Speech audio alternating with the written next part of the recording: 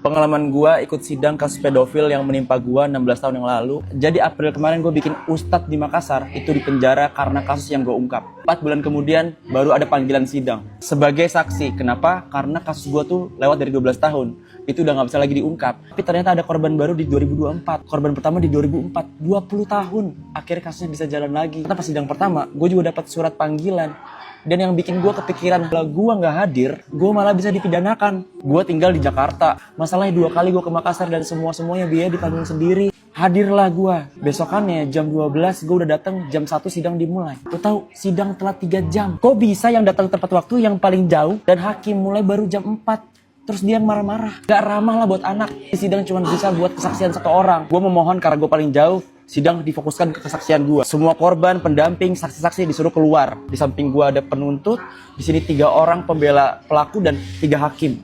Pelaku di mana? Lewat telepon. Oke, mungkin pelaku nggak boleh bertatapan sama korban. Kenapa nggak dibalik aja? Kan dia deket banget. Jarak cuman nggak sampai 2 km dari Polres. Gue naik pesawat. Kenapa nggak dibalik? Gue ngasih kesaksian tanpa pendampingan. Dan pengacara-pengacara dari pelaku ini tuh ngasih pertanyaan ke gue yang bikin gue kayak ngerasa ini kelihatan banget gak nyimak podcast yang gue sampaikan di Close the Door. Kelihatan banget inkompeten lah. Pertanyaan itu gue tanya balik.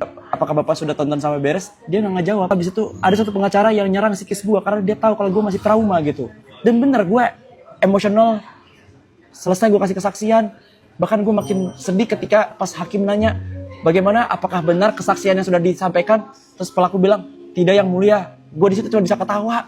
Gue keluar, gue cari semua kawan-kawan gue, saksi, korban, pendamping. Dan ternyata karena udah kesorean, staf pengadilan nyuruh mereka untuk pulang. Jadi pas gue keluar, gue gak ada siapa-siapa. Gue dari Jakarta ngerasa sendirian di Makassar. Pulang dari sidang, energi gue terkuras. Gue cuma bisa tidur. Bukti bahwa punya anak tuh tanggung jawabnya gede banget. Dan ini juga jadi alasan kenapa pedofil harus dihukum seberat-beratnya. Gue pengen kali ini di Makassar bakal gue tumpuk dengan memori-memori yang lebih bagus, lebih menyenangkan, lebih indah. Gue udah berjuang, sidang masih bakal berlanjut. Gue serahkan semua hasilnya, apapun itu.